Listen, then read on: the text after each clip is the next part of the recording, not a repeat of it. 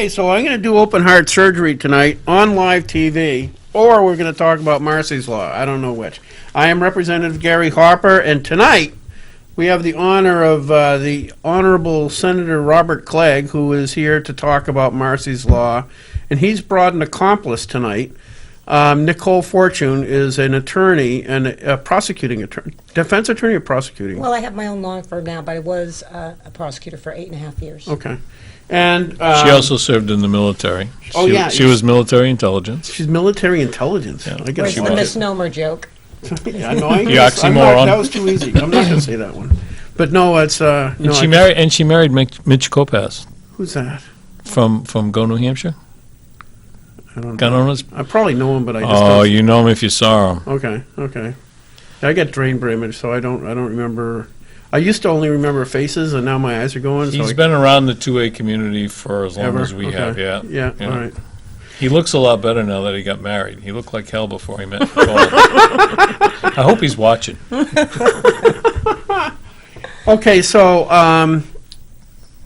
let's start off with you, Nicole. Give a brief overview of what Marsy's. This is. You guys really need to pay attention tonight because this is an abomination to the Constitution. It's CACR 22. It is a constitutional amendment, so that we might look at it and say, well, this is unconstitutional.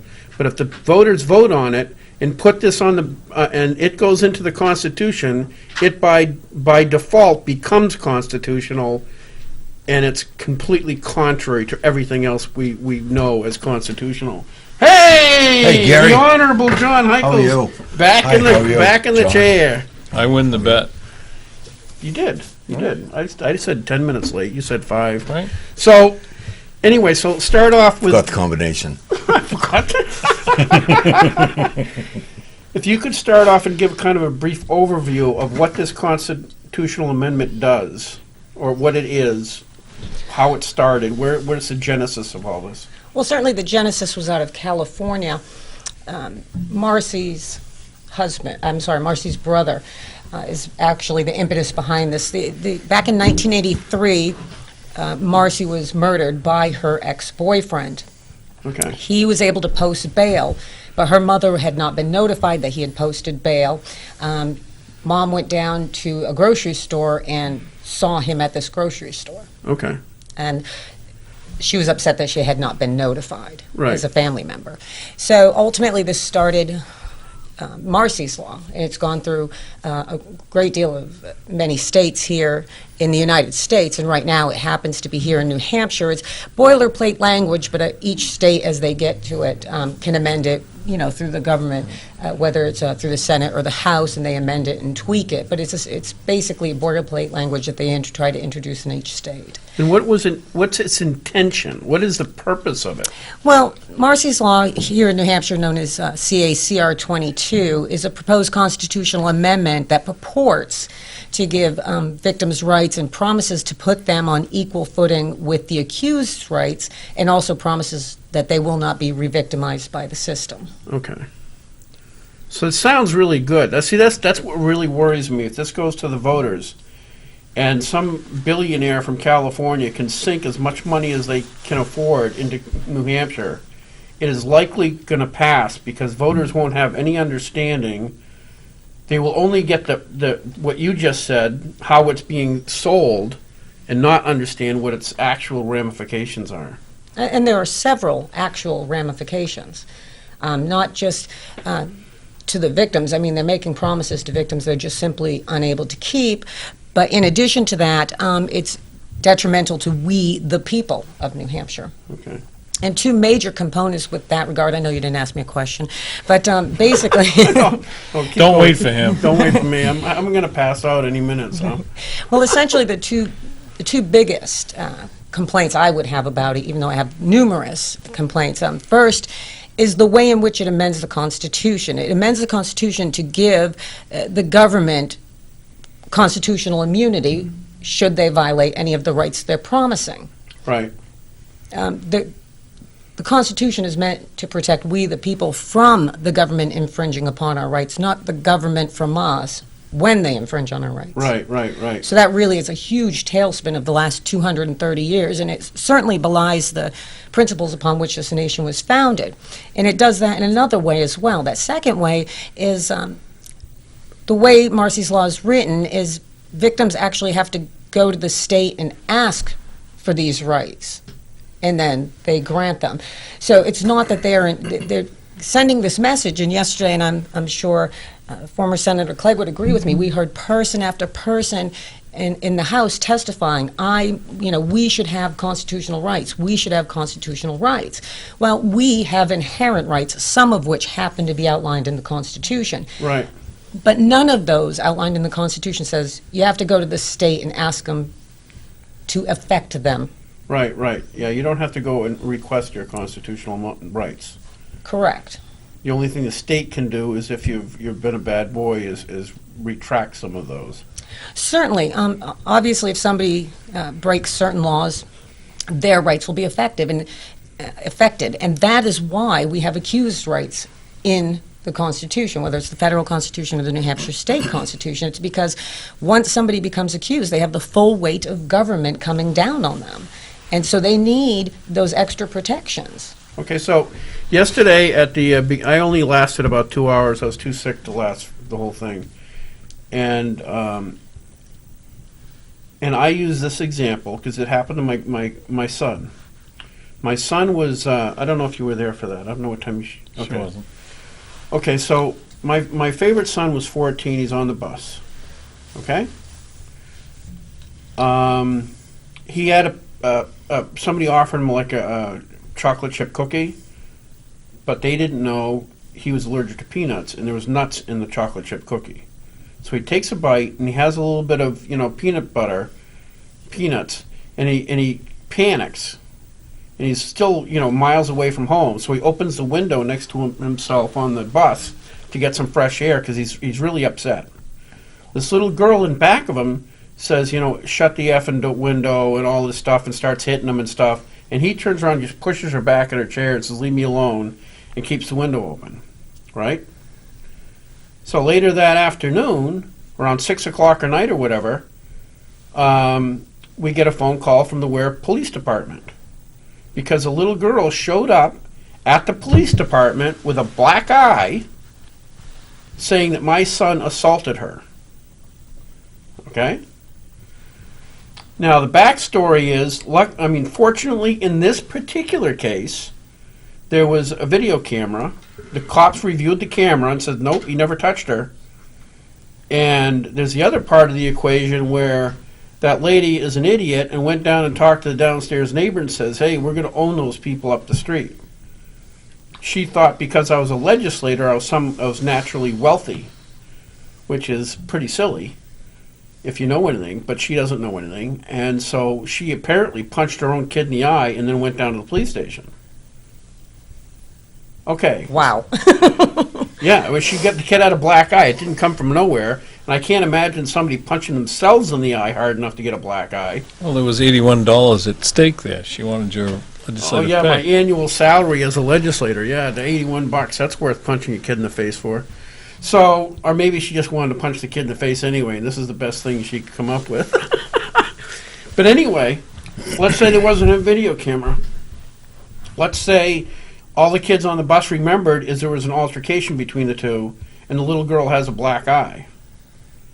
Okay? So my question for the sponsor, Sharon Carson, was A, when is that kid a victim? When is that little girl the victim? As soon as she signs a police report and files a complaint? Is she a victim automatically right then? Secondarily, in Marsy's Law, it is the victims have rights under Marsy's Law. And the victims are victims of crimes, myriad of crimes, and juvenile crime. So, and once that kid is in the process, that victim gets access to any information about my son, in this case, as to when he's having hearings. Maybe he's having a hearing at school to talk about his behavior. How much of that information this is a constitutional amendment, so it trumps all the laws that we've put in place to protect kids. It goes above and beyond. As soon as this goes into the Constitution, it's superior to any RSA we've ever written. Right? That is correct. So my son's privacy is done. It's just done. I don't even know if there's a time limit to how long those persons can request notification of where my son is. Right. I mean, Marsy's Law certainly creates more questions than it provides answers. And in this particular example that you've provided, I would assume, and I have to assume, right, because there's no case law about it, it hasn't been clarified yet, but the way Marsy's Law is written, I would presume that the second that there's probable cause to arrest your son, Yeah.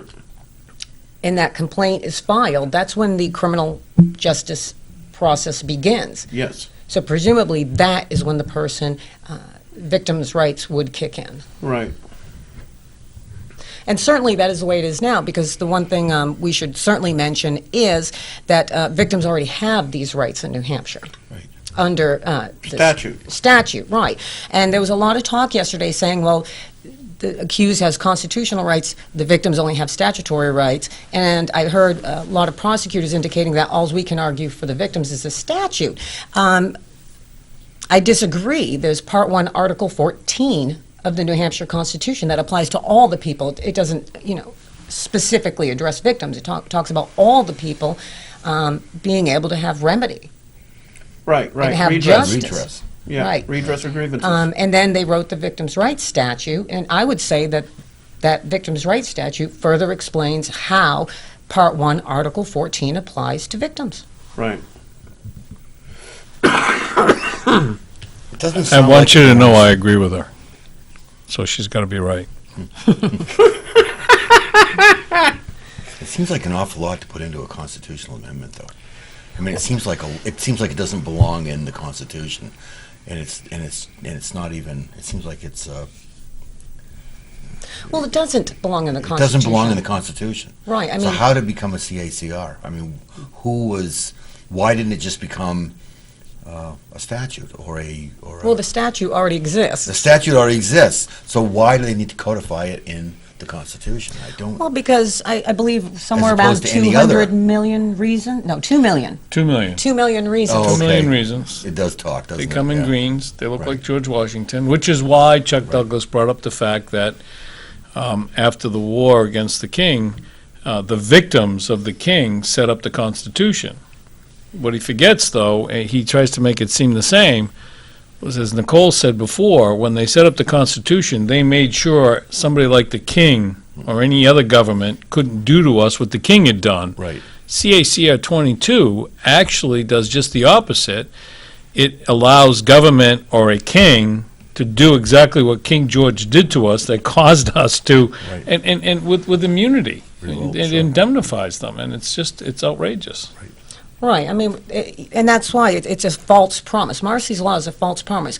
We promise you you're going to have constitutional rights. However, if we completely disregard them, you have no recourse because we, the government, are constitutionally protected. I mean, that's a bait and switch if ever I heard of one. The interesting part was every time they asked somebody who was affected by indemnity, who received the indemnity or the immunity, they said, well, do you think that should be in there or be taken out? From the county prosecutors that testified to the state police officer, all of them needed to look at that clause a little better because they hadn't really noticed it and couldn't comment on it at this point. Well, I think it's pretty easy to comment on, you're given immunity in the Constitution. How do you feel? Do you think it should be there?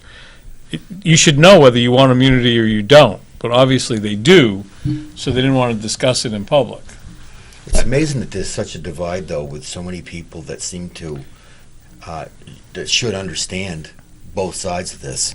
But it seems as though, I mean, I was listening to the governor speak on it, for instance, and how people in great positions of power in the state, if we are all equal, let's say, but on an equal footing, but some people have an awful lot of say on what goes on, how they could be supporting this so blatantly and not see what the truth of this is, and is it just 2 million reasons, or is there really something that says they want to take things away But from what they don't with the understand is the cost if this actually passes, because there's a right to be made whole, and it's not. Well, certainly, I think what. By Senator who? Clegg- Government? Who's going to make it? Who's going to? There's a right to Taxpayers. restitution. There's a right to full and timely restitution built in. Now, I will explain that in addition to the victims' rights statutes, we also have the restitution statutes. have that and it's also. already promised. Right. And that calls into question because of the way that's written. Well, full and timely restitution, well, what is timely? And if it's not sufficiently timely, does that create more hearings? Because if the victim says, well, look, I'm grateful that he's gone to prison for 7.5 to 15 years, but I'm only going to get $5 a month from whatever money he makes at the prison. Right. That's not timely. I'm not going to see my full restitution for 15, 20, 30 years. So then the question was brought forward is, well, does that mean the government ends up footing the bill for that restitution and then gets it back from the defendant, much like when they pay for counsel? When Right. when And you the problem is that in the statute it says Sure could. from the person who was convicted of the crime. Right. In this one, they refuse to put it in. So there's almost now Presume the it becomes a constitutional right, and it becomes a state. There's one state, I'm not sure if it's Ohio, where the insurance companies have figured out, because if you know, it says in here any person, and in the Senate they tried to say natural person, which would make it only human beings and not corporations. And one of the senators stood up and said, no, if they smash Right. Walmart's windows during a riot, they're a victim and they should be entitled to everything. And they talked about restitution being a government obligation at this point, and they think it's okay. When they brought it up in the House, Oh, I got to tell this part.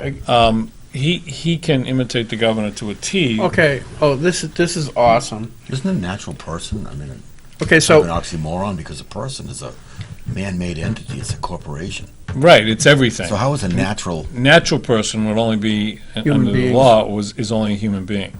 okay, so under the law, you could. What was FRM? Yeah. Okay, we had the FRM scandal a few years ago. Quite a few people got absolutely hosed by a scam. Well, not only would it be those people, but it would be any of the family members, because obviously their kids depended on that money as they died, and it was inheritance, and so you've got this whole myriad of people, human beings. So, and all of these people would be due some sort of compensation for their loss. Okay, so under Marsy's law, if this goes through, it's going to create, because people are going to see money signs. So it's going to create a whole new wave of victims all trying to get taxpayer money for being victims. So this is the whole role reversal, because it was a Democrat on the Judiciary Committee, Paul Birch, who's a smart guy. Governor Sununu gets up there and testifies how great this law is. Paul Birch, governor only took one question, if I recall. One question. Now, the governor is behind this. He's pushing this through the legislature like it was, like it's frickin' toothpaste coming out of a toothpaste, just squeezing it as hard as he can and doing all kinds of stuff behind the scenes to get this done, right? So you would think somebody who is theoretically as smart as Governor Sununu would have a clue what that bill says. Paul Birch looks to the governor and says, Governor, you're going to create a myriad of new victims. The state will be responsible for making those people whole or paying them. Where are you going to come up with the money? And he got on his high horse. He says, we are not here to talk about money right now. Dang it, we got victims back here. This is more about money. We don't have to talk about money. Someday we'll come up with money, but right now we care about the people. We love the people. It was such a load of BS. The governor sat in that committee yesterday and lied to the people of New Hampshire, lied to the committee, because he didn't have a effing answer. Well, he did say that we shouldn't bother with the money. That's the old way of The old looking way. at things. We get You laws pass about the money laws the and worry old about way. the money afterwards. Sort of like when they adopted Obamacare in Washington, D.C. We'll pass it, and then once we pass it, we'll look to see what it says, Yeah. and then we'll figure it out. Well, that's what he wants you to do with Marsy's law. What absolutely upsets the heck out of me is I know Paul Birch. We disagree on most things, but he's an honorable guy. We have all those people on that committee that are making $100 a year. 81 after taxes. 81 after taxes, sacrificing their time, you know, and this cotton-picking governor gets up there and questions our integrity. He's using the victims. He's using the victims of rape and molestation and all kinds of victims around the state of New Hampshire to get his sorry butt reelected. That's what it's all about. But one What of a the things dirtbag. one of the things that we have to stop people from doing is this isn't about sexual assault. This is No. about any crime. This is whether you punch somebody in the nose, break a window during a riot. It's any kind of thing where you create a victim. So, It's juvenile crime too, which well, is it's delinquent crime, delinquent crime. right? That doesn't mean you were late when you made the crime. It means that you were somebody well, yes, he was who's delinquent today. I was tardy. Tardy, okay, sorry. But everybody, you know, what they did was they brought in everybody who had been sexually assaulted. Yeah. The interesting part was a lady named Lisa, who represents a lot of the developmentally disabled, got up and said, I wasn't going to talk about this, but since everybody else wants to preface their testimony, she talked about being raped in college. She was kidnapped, raped, and then thrown on the side of the road in Arizona. And I'm making it very short. It was a horrible experience for her. And she sat there and she said, but I want you to know, I'm dead set against CACR 22 because this doesn't help us, and it doesn't help the people today. No. Well, a lot of the other victims got very angry that she took that position, but she has the right. And then one of the sponsors got up and male and said, I'll confess as well. Back in 2000, I was a victim. And as a sponsor, I have to tell you, this bill doesn't do what I thought it did, and I'm not voting for it. Who's that? I'll tell you off air. All right. But I think ultimately that those are very valid points, that people who actually really understand and aren't getting caught up in the idea that this is feel-good legislation, the people actually understand what's going on with CACR 22 are coming out against it. And it's hard to come out against it, right? Because, you know, Yeah, because you're coming out against victims. right, and you're not. I You're know. coming out for the people, all the people. You know, and the fact of the matter is that it's a shame when the government decides to use a particular group of people who have some momentum to further their own goals. That's all it is. It is all. John Burt took privilege at the end. There was only, I think he spoke just before me, so there's only two speakers after him, and sat down and explained why he was no longer, as a sponsor, was no longer able to be a part of it. He thinks it's a bad bill. Right. And, you know, we had retired Justice, Supreme Court Justice Conboy speak. She was did really a phenomenal job. Phenomenal job. And I don't think she took one side or the other than to say, it's the wrong thing to do. But she has been quietly saying to people, you don't put statute in the Constitution. Because when you do, and you find you made a mistake, like South Dakota did, you can't fix it unless you get another constitutional amendment. And in South Dakota, Marsy's law came in and said, no, you're not changing anything. We'll spend $2 million to make sure you don't, and part of our ads will be to make sure you guys don't get elected. So they made some silly changes where they said, well, we got back some of our legislative rights. And that's why you don't do it. What should go into the Constitution, if you wanted to, is one line that basically says we're going to make sure that victims have rights too, and then go over to the statutes area and create what you meant. Right. So that when you're wrong, Or if it doesn't and the work out. legislature makes mistakes or things change. Well, ultimately, I don't believe it is necessary. And I understand. No, I agree with you. It The isn't. one Article line. 14 is clear. Article 14, exactly. Part 1, Article 14 is clear. I would like to give, I probably can't read this well enough, but to give the people an idea of what an actual constitutional amendment looks like. This is by Crow Dickinson in, let's see, 1982, okay? So this is an actual constitutional amendment. This is how simple it is. Sorry.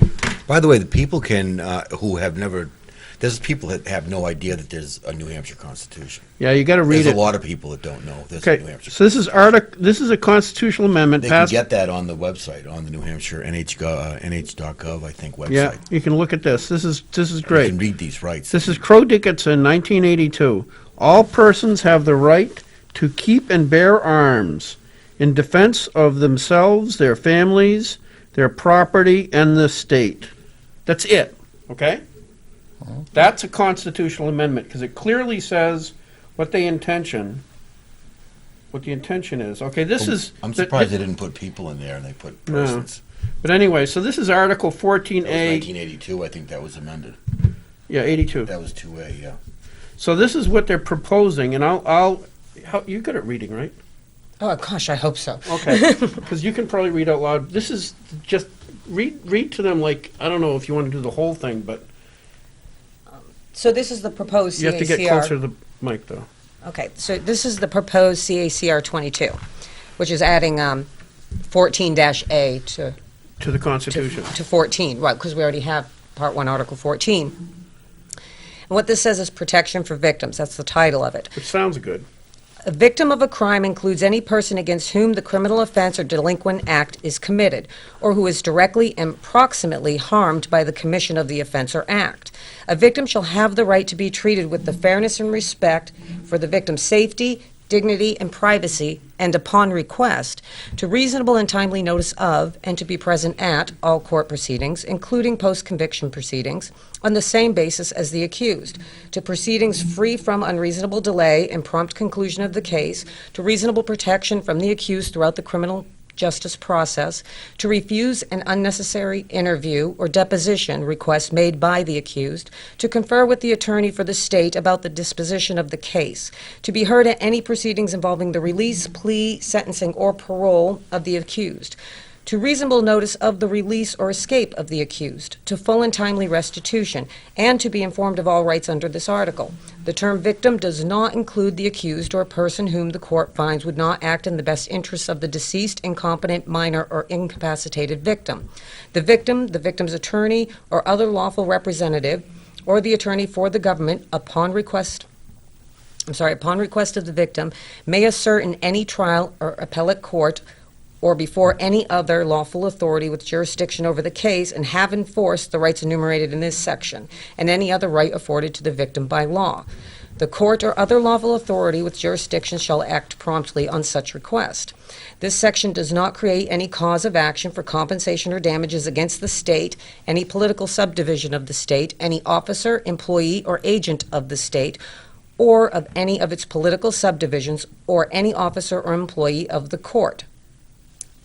Paragraph 2, that the above amendment proposed to the Constitution be submitted to the qualified voters of the state at the state general election to be held November 2018. Okay. There's a paragraph 3. It does go on, but Right, but that's basically it. So one of the testimonies, and this is a real problem, is that actual victims of crimes in New Hampshire are often not notified or they're treated badly. I went through it with my daughter. And and I passed a law or introduced legislation in 2003 and got some of that fixed. But they claim that that people are basically being tormented by the court system, victims of sexual abuse and stuff. And there's a lot of truth to that. But most of the problems are when the judge or the prosecuting attorney or the people involved in the court don't do their job and don't notify people or don't tell them what they can do or don't give them the support they need, right? So there's a lot of support and legislation and RSAs already in place to help these people that are actual victims of actual crimes. The problem is that people don't follow through. And the one thing that this constitutional amendment does, if it's passed, is give all those people who don't do their jobs immunity. That is correct. It creates more victims. It creates more victims. Because if a judge screws up and doesn't tell the girl that Right. her assaulter is getting out of jail, there's no consequence. Well, but it goes further. It goes to the police officer who arrested somebody or who took the crime scene and didn't tell you that we're going to take him to bail. So if the police department doesn't tell you that, hey, we Yeah. called the bail bondsman, you're in trouble. Now, when you use the word proximately, it encompasses so many people that not only the person who was given the black eye, but all the people that were around them or proximate to the event would also have to be contacted. So if one of those didn't, you end up violating a right. The one I like to point out is the female who was arrested as the aggressor in a domestic violence. And it was a Marsy's Law estate, and so she got taken to jail. Normally, that's a 4-hour cool-off. Right. 13 days later, a judge released her and said, I don't care whether I'm breaking the Constitution. That woman should have been out. She couldn't be bailed because the victim, the person she hit, couldn't be found. Whether he went on vacation or just didn't answer his phone, didn't matter. So by Constitution, they couldn't let her out because he wasn't there To notify. to notify. And if there was multiple victims, quote unquote, under Marsy's Law, we're creating a whole wave of victims. Mhm. So if your kid gets drunk, gets in a fight, punches somebody in the nose, and there's all these victims who were traumatized by watching this guy get punched in the nose, your kid could spend like weeks in jail because you couldn't notify all those 20 people that were Well, at you that. can't release them. You can't bail them out until all of the victims are there and understand what's happening and Right. don't object. And that's the other thing is, are you now having hearings when you have bail? And that is a good question, because I have wondered that myself, because they are allowed, while Marsy's Law references a lot about court proceedings, there's also a part with regard to having the right to be heard with regard to release, and it says whether it's the court or other lawful authority. Well, a bail bondsman is a lawful authority. Right. Because they're setting that initial bail, say at midnight when the courts aren't open, or even when they are open. Right. Now, if that's true, and that is correct, and we all understand that the criminal justice process begins once somebody is arrested, Right. what happens when suddenly they can't use bail bondsmen anymore because they can't get the victims to come down to the police station, or they can't locate them, as you were discussing? What does this do to our bail bondsman system, and how many more hearings does this create? I mean, certainly, Bail. The price of bail's got to go through the roof because They might not want to. They might not want to bond. They Well, might the not. bail They might bondsman's want not to coming. show up. He's not coming until the police say, okay, we Yeah. have all of the victims here. Yeah, exactly. Why He would might he not get even out of come. bed and go stand there? Right. right, and if it's in And the, risk doing something wrong. right, and if it's the middle of the night, or it's a situation where there was a crime committed where the perpetrator was unidentified, and the police do a long-term investigation. Months have passed. They finally find their perpetrator. Happens to be they process them at 10 o'clock at night. They can't reach the victim. Does this perpetrator now just automatically get incarcerated until they can have a hearing? I guess you need a victim to have a crime, don't you, though?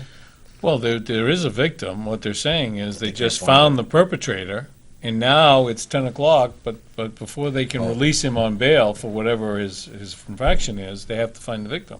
What if the victim went to Europe for vacation? Or she went to the Bahamas, or he went to the Bahamas? Right. Now, is that accused going to be sitting in jail waiting for them to find that victim? Or And released because they can't find the victim. What if they can't find the victim for a year? I mean, is there a What all- time? Well, I'm what- sure what- a judge is going to do what the one did, and I think it might be Ohio. She said, I don't care what the Constitution says, this is ridiculous, I'm letting her out. what Now, about that the- judge should probably be taken off the bench because she purposely violated the Constitution. Yeah. And while I'm applauding her, what happens when she does one that I don't like? Yeah. Right. Well, what about like a guy's drunk and he throws a window, brick through a window or something like that? which happens periodically because people are drunk, and the Irish have to have their expression. So they throw it through the window. It's the Scottish that do those things. The Scottish, okay. So he throws it through the window. It's a Friday night. The people that own the business aren't going to be there till Monday, or maybe it's a long weekend, Tuesday. And then the cops finally get in touch with them on Tuesday, and says, "Hey, the guy that broke your window, we got to let him out of jail. We got to, He says, "No, we don't care. I'll be No, right down next week. month." Right, because now you're putting that person in the driver's seat, and he's still upset about his dang window, because he's got to figure out how to fix it, and then get restitution from the state. It's totally screwed up. Right, and I think there's another side aspect of this that people aren't considering. There's assumption that victims want to be involved, but oftentimes with, say, domestic violence cases, the victims don't want any consequences for that abuser. Now, the reason why it's state versus defendant is because the job of the state is to protect all the people in the state. As prosecutors, they're not prosecuting, say, John Smith solely because of what he did to Sally Smith. They're prosecuting John Smith because for the benefit of the entire state. Right. But oftentimes in domestic violence cases, and with our John Smith, Sally Smith example, Sally might not want anything done, but she still will have victims' rights, which means she can appear at every single hearing and undermine the prosecution of John Smith every step of the way. Oh wow! I didn't think that's a completely different angle. I hadn't heard And that. Marsy's law gives the victim the right to sort of interfere. They don't call it interference, but it gives them the Confer. right to confer. It says, and to confer with the attorney for the state about the disposition of the case, to be heard at any proceedings involving the release, plea, sentencing, or parole of the accused. So that means that while the prosecutor is in court, this person has the right to confer with the prosecutor and say, no, you don't do whatever. I mean, it becomes a real problem. So there was even an inference in the Senate side that perhaps it would require a second prosecutor from the state. So now basically what you're doing is you're granting the victim the right to free counsel, but not the accused. Now, the other problem I have is if it's found that the accused was falsely accused, this Constitution says they can not be a victim of this crime. Right. So now the victim who falsely accused them has made it so this person can't now be the victim of the crime. So you're going to push people into situations where they're going to declare that they're the victim of a crime just to prevent themselves from being prosecuted. Listen, I can see college kids hooking up on the weekend, and, if they're smart after they make love, it would be a race to the phone to see who was going to call the police and say they were raped. And I don't mean it as a joke. One of the people from an attorney general's office in one of the other states said that would be the advice he would give.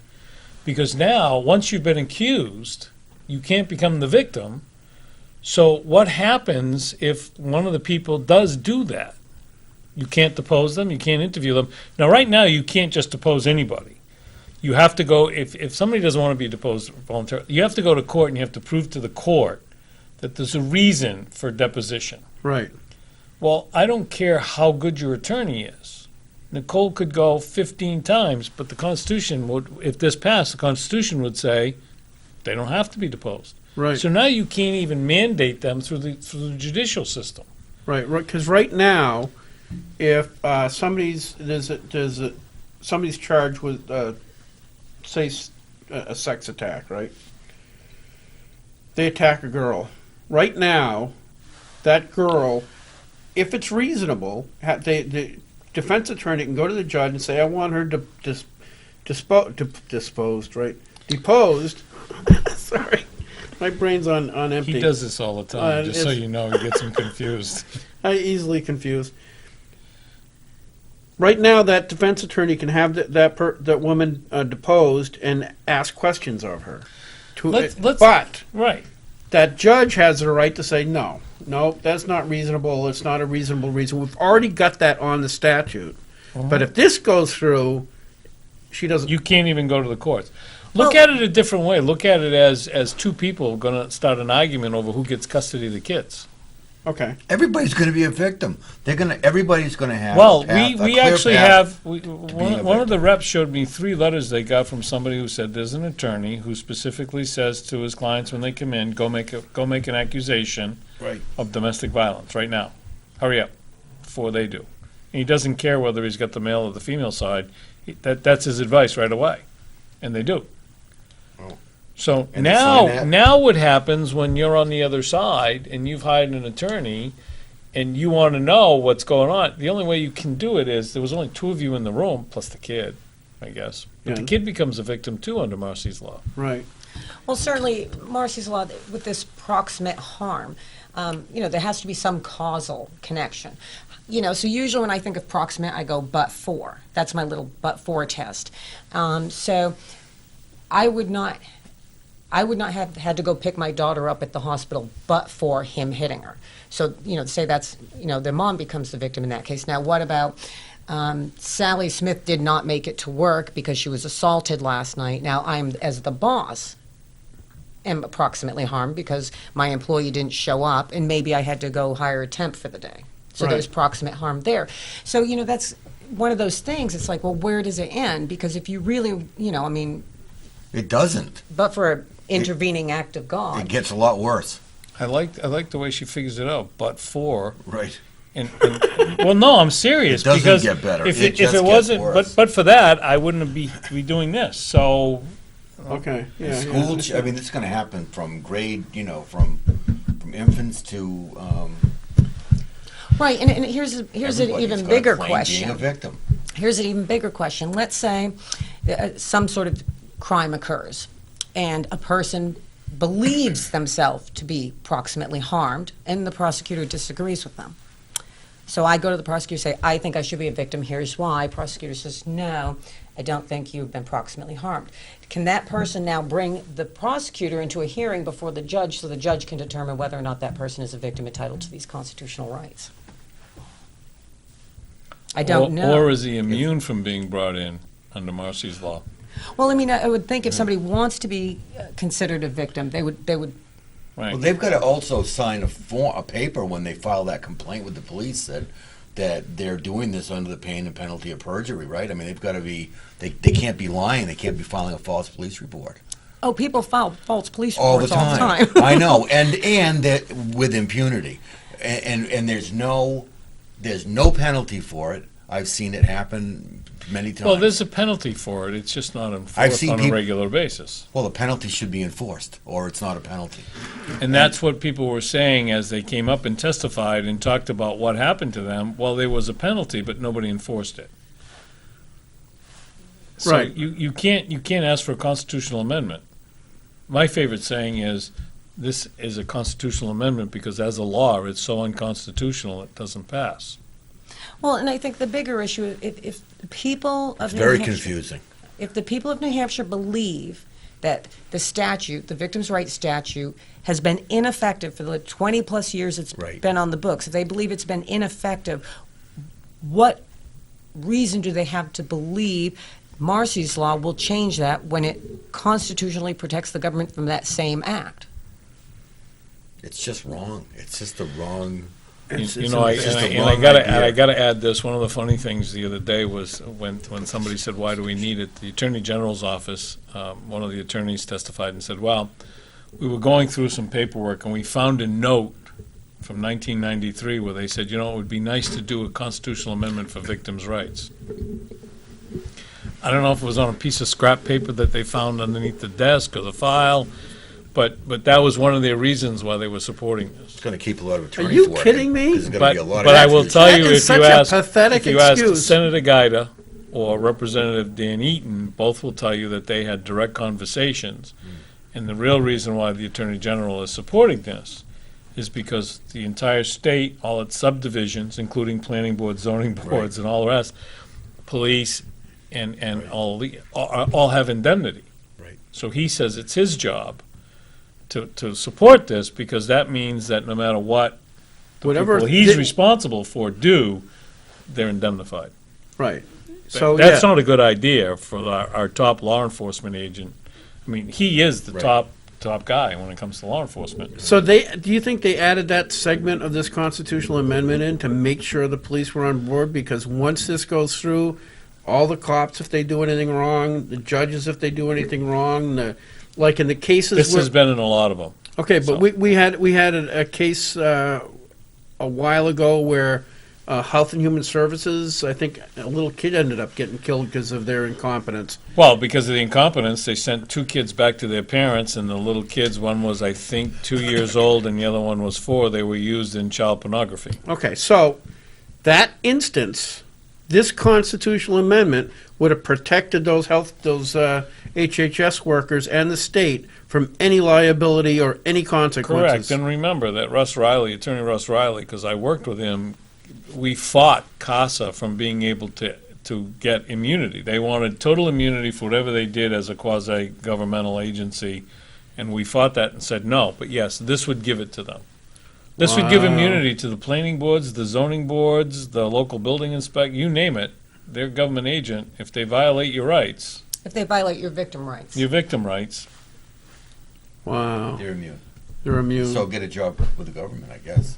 Then I we're all mean, gonna, and then we're all gonna be seeking to be part of a government, so we're all Right, immune. and because the immunity clause is so expansive, we're talking about every employee. Think about that, not only of the state, but of the Huge. court, It's so bad. which is a bit redundant because the court is a part of the the state, government. So, yeah. I mean, it's a little bit redundant, but this would include the bailiff, the court security, it's really, legislators have Expansive. immunity, but we have immunity, they grant it so that you can stand at the well and speak Whatever open you- and honestly. Right. You still can't lie. You can't defame somebody. You can't slander them. But you have the ability to speak open and honestly. Right. right, and Judges have And that's immunity, don't they, different. pretty much for anything? Well, judges and prosecutors also have a certain amount of immunity. lot. I mean, well, Certain amount well, or a lot certainly, than most of if us. you prosecute a defendant and the jury decides to find them not guilty, that defendant can't sue you for it. If there's a motion to suppress evidence by that defendant and the judge denies it, the defendant can't sue the judge for that decision. But it's certainly all within the course of their job. Because I had to leave after 2 hours, so I missed a lot of the testimony in the afternoon. Can you, Bob, or you, Nicole, relay the testimony of the American Civil Liberties Union that Well, the American Civil Liberties Union came up and said that they have a problem because what the biggest problem is that Marsy's law changes the way we look at things. Today, you're innocent until proven guilty. right, Under Marsy's law, once you're the accused, You're you now guilty. have to prove that you're not guilty. right, But they take away your ability because what they've done is they've said that the victim has a right to not just a speedy, well, still have the right as the accused to a speedy trial, but you can't depose them and you can't make them do an interview. So you have to now put together your case without the ability, as some would say, to adequately face your accuser. But it goes even more because it says that the has a right to a speedy conclusion. And I can't find it right off the. Oh, I'm sorry. It's right here. And to proceedings free from unreasonable delay and a prompt conclusion of the case. Well, prompt conclusion of the case may interfere with the accused adequately putting his case together. So now, if the person that owned the window says, "Hey, look, I don't want to deal with this. I go," and the accused says, "Well, I didn't do it. You won't do a deposition to help me, so I've got to go do all this other stuff." It doesn't matter. It's too late. They're entitled to a reasonable, speedy conclusion, and you're looking for a way to just defend yourself. So the ACLU has that problem. They're saying, look, that's not right. You can't do that. Right, because a part of your defendant's right to counsel or an accused's right to counsel is that the counsel be effective, that they have an effective assistance of counsel. That is a part of that right. And so when you have defense attorneys who are prevented in one way or another from either unnecessary interviews, unnecessary depositions, or an. Do we have any constitutional amendments where it's that vague? Because all it says is unnecessary. Right, well, 'Cause that's right going to now be the another judge- hearing, isn't it? Right now, well, I Every don't know. hearing. I don't know, because this doesn't say the judge can even decide. Or it'll be a normal practice or something they'll use. Well, that They'll would use be- some Right, sort of this would standard. be normal practice, that. But that's not necessarily true, because right now in statute, it already says you can't have unnecessary depose the person that's been harmed unnecessarily. And the judge makes that determined currently, right? Well, this is in the Constitution. I'm not sure how much the judge has to say about that. Who do they appeal to? Who appeal to? Who can the defense attorney appeal to get a deposition from a victim if they don't want to do it? Well, and that's what I was saying, is, Can't the force defense them. attorney would file a motion in court saying, we need this deposition. The state would presumably file an objection saying it's unnecessary. The court would have to decide whether or not it is But unnecessary. I mean, doesn't it change that bar of quote-unquote unnecessary to, because it's a vague term. It's not like, I have a constitutional right not to do an unnecessary interview. I don't care what the judge says. Right. If I think it's unnecessary, then it's my constitutional right not to go. Now, we can argue this all day long, and that's Right. the problem, but it's in the Constitution. We've never put anything in the Constitution Right. that is so readily available to be disputed between parties. Right, and that's another issue, because they keep promising, one of their promises is the swift conclusion of the case. But then, it creates far more hearings throughout that process, and allowing every victim to come and be heard at every single hearing also causes delays. Hearings will take longer. Instead of just the judge, the prosecutor, and the defense speaking, now there's 12 victims, and all 12 want to speak at those hearings as well. That hearing's going to take longer.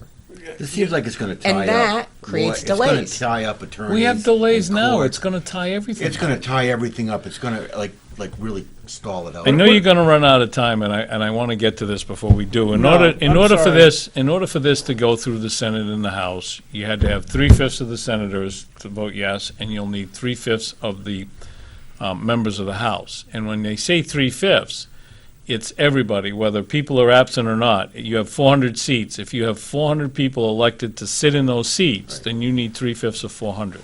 Right. What they've done in Marsy's law, when it goes to the public, you're supposed to have 2/3. And I believe it's 2/3 of the people who come out to vote. yeah. But what they've done in this bill is they said, the ballot containing the question shall include the squares next to the question allowing the voter to vote yes or no. If no cross is made in either square, the ballot shall not be counted on the question. In other words, if you get into the ballot, people say to me all the time, I don't know which way to vote. I tell them, then don't. Right. Because you're probably going to vote the wrong way, you just don't know it. So now, if you show up and you don't think that you should vote for it, but you're not sure you should vote no, they're not going to count you. If you leave it blank, you're not going to be counted Basically, at it becomes all. a yes vote, Right. because it makes it easier for you to get the 2/3 of the people, Oh, okay? wow. So, if nothing else, Right. those on the Judiciary Committee ought to point that out. I pointed it out in my testimony. You ought to point it out and say, it needs to be of the people who come out to vote. So if 50,000 people come out to vote on this, it should be No. 2/3 of the 50,000, not 2/3 of the people. Or, what I said in my testimony, put a third box that says not sure. Because there are people who are going to go there and they won't be sure which way to vote. Let them have their vote. Right. And behind me, the Marsy's Law people groaned and said, no way, that's stupid. Well, I'll tell you what, I know this is not we're gonna disagree on this, but my marching orders are by the people on our side is no amendment, because if it's amended, It becomes a problem. it becomes a problem, because now it's gonna go to a committee of conference. If it goes to a committee of conference, we already know leadership is being pushed to frickin' pass this, so they will stack that committee of conference with the people that they know will support it, And then you got to fight again. then you gotta fight again. At least make mention of it, because, here again, they're trying to change the way things are done In New Hampshire. in New Hampshire in order to put something in that we all know is bad for us. And Is there we're not afraid not to vote on an issue that we don't understand. Right. It's the right thing to do. So this can't happen just in the legislature. This has to go to the voters. It will have It to go to does. the voters. But the problem is this. The problem is they have a $2 million budget. And the last I knew, they had done a $900,000 buy.